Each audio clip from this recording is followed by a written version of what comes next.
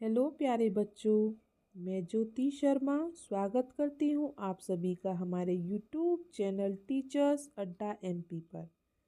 और आज आपकी कक्षा 4 पर्यावरण की क्लास होने वाली है बेटा।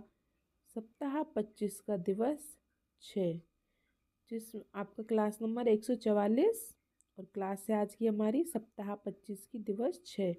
और दिवस 6 में बेटा हम क्या करते हैं, जो भी हमने दिवस 1 से लेके 5 तक पढ़ा है, वो जो क्वेश्चन 1 से लेके 5 तक आए हैं, वो सभी क्वेश्चन मिक्स करके दिवस 6 में दिए जाते हैं, जिससे ये पता चल सके कि आप कितना याद है, आपको कितना आप पढ़ रहे हैं और कितना नहीं।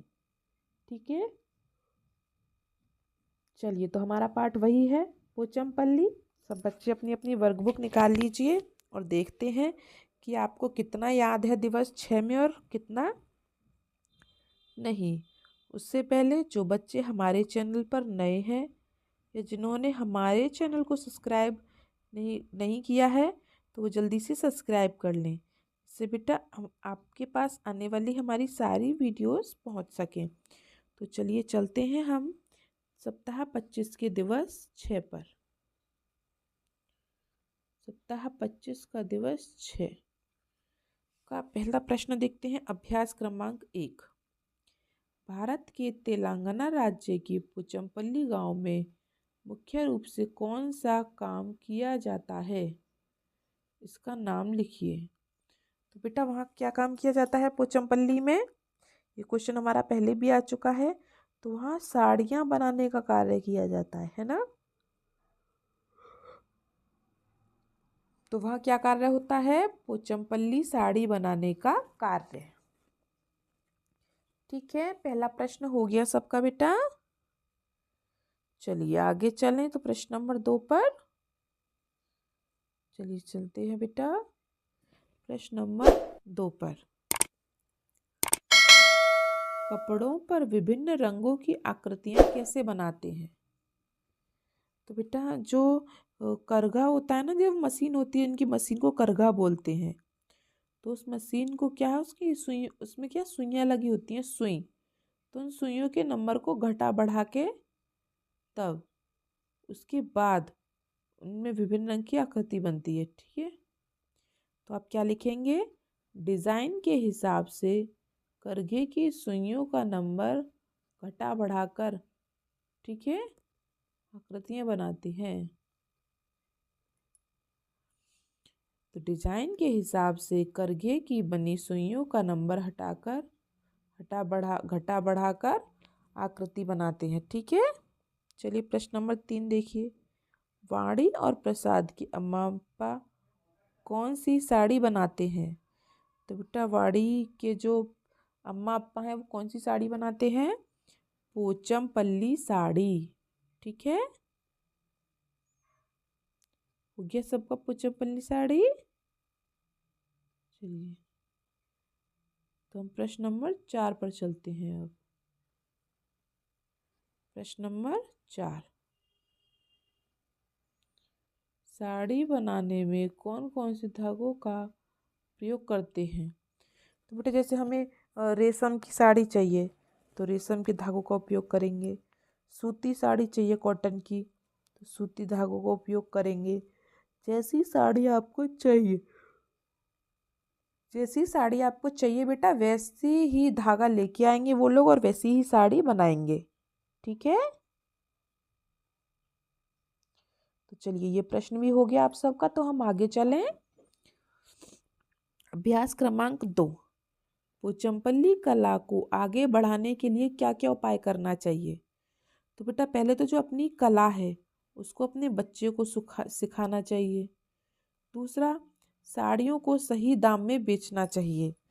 ठीक है, और जो लोग खरीदते हैं वो भी सही दाम में ही खरीदें उन्हें। ये नहीं है कि कम कर दो कम कर दो, वो बेचारे बहुत मेहनत से बनाते हैं इसलिए।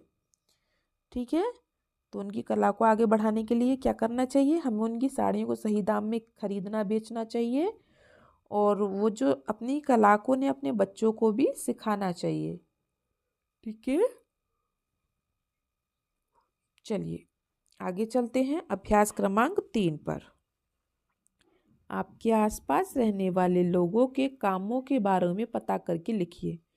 तो बेटा जो हमारे आसपास लोग रहते हैं, कोई किसान है, कोई कुम्हार है, कोई डॉक्टर है, कोई टीचर है, या और लिख लो आप, जैसे कोई डॉक्टर हो गया, कुम्हार हो गया, किसान हो गया, टीचर हो गया, कोई मोची है, जूते वाला है, मोची है, और बढ़ई है, कोई बढ़ई। ठीक है, तो कोई ना कोई कुछ ना कुछ कार्य करता ही है। ठीक है, तो आपके घर के आसपास जो रहते हैं उन लोगों के नाम लिखने हैं आपको। नाम नहीं लिखने, मतलब कि वो क्या काम करते हैं, उनके कामों के बारे में पता करके लिखना है। ठीक है, चलिए हम अभ्यास क्रमांक 4 पर चलते हैं। अभ्यास क्रमांक 4, अपने घर या आसपास रहने वाले कोई भी एक परंपरागत व्यवसाय करने वाले व्यक्ति की जानकारी दिए गए बिंदुओं के आधार पर लिखिए। मतलब ऐसा कोई आदमी है जो जो पहले उसके वही काम उसके पापा करते थे, फिर अब वही करता है। तो हमारे घर के पास है एक ऐसा, मैंने लिखा है काम करने वाले व्यक्ति का नाम माधव, उनका नाम माधव है। वह कौन सा काम करते हैं? मिट्टी के बर्तन बनाते हैं। ठीक है, उसने यह काम कहाँ से सीखा? अपने पिता से सीखा। इसमें उपयोग होने वाले औजार और सामग्री, इसमें क्या उपयोग होता है? मिट्टी, मिट्टी से बर्तन बनाते हैं चरखी पर और फिर उनको आग में पकाते हैं, तो मिट्टी, चरखी, आग। ठीक है, परिवार के और कौन कौन से सदस्य इस काम को करते हैं? उनकी पत्नी करती है। इस व्यवसाय से उनकी मासिक आय कितनी होगी? होगी 8-10 हजार। फिर क्या इसी आय से परिवार का भरण पोषण होता है? हाँ। क्या उनके बच्चे भी को इस काम और कला को सीख रहे हैं? हाँ, तो बेटा उनके बच्चे भी सीख रहे हैं। ठीक है, तो आप इस तरीके से लिख सकते हैं, अपने किसी भी अड़ोसी पड़ोसी की जानकारी दे सकते हैं और लिख सकते हैं, या फिर आप इसे लिख लीजिए। ठीक है, चलिए, तो आज तक की आपकी क्लास इतनी थी। आप वीडियो को लाइक ज़रूर करें, अपने दोस्तों के साथ शेयर करें और कमेंट बॉक्स में बताएं कि आप हमारी वीडियो कहाँ से देख रहे हैं। ठीक है, और चैनल को सब्सक्राइब करना न भूलें। मिलते हैं हम आपसे अगली क्लास में। तब तक के लिए आपका दिन शुभ हो। Have a nice day and thank you.